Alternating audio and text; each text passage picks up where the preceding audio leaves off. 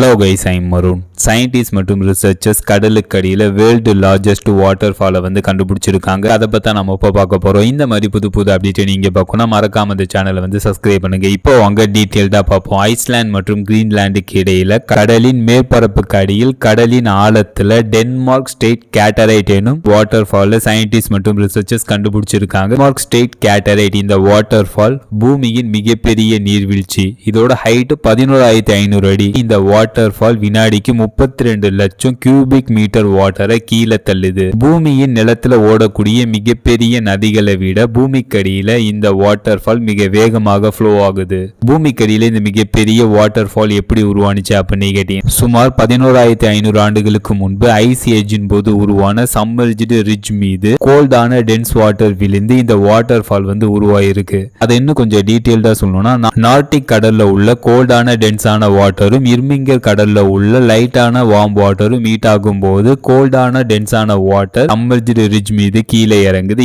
இப்படிதான் இந்த water fall உருவாயிருக்கு அப்படின்ட்டு சயின்டிஸ்ட் மற்றும் ரிசர்ச்சர்ஸ் தெரிவிச்சிருக்காங்க. சயின்டிஸ்ட் மற்றும் ரிசர்ச்சர்ஸ் இதை எப்படி கண்டுபிடிச்சாங்க அப்படின்னு கேட்டீங்க. இந்த நீர் வெப்பமான நீரு கீழே எப்படி முழுகுது என்பதை கண்காணிக்க ஓஷனோகிராபிக் மெஷர்மெண்ட் மற்றும் கம்ப்யூட்டர் மாடலிங்கை பயன்படுத்தி ரிசர்ச்சர்ஸ் மற்றும் சயின்டிஸ்ட் கண்டுபிடிச்சிருக்காங்க. இந்த டென்மார்க் ஸ்டேட் கேட்டராக்ட் இந்த வாட்டர் ஃபால் நமது பூமியோட என்டையர் கிளைமேட்டை சீராக வைத்திருக்கக்கூடிய ஒரு மெஷின் அப்படின்ட்டு சயின்டிஸ்ட் மற்றும் ரிசர்ச்சர்ஸ் தெரிவிச்சிருக்காங்க. ஃபைனலா இந்த வீடியோ எப்படி இருந்துச்சுன்னு கமெண்ட் பண்ணுங்க. See you.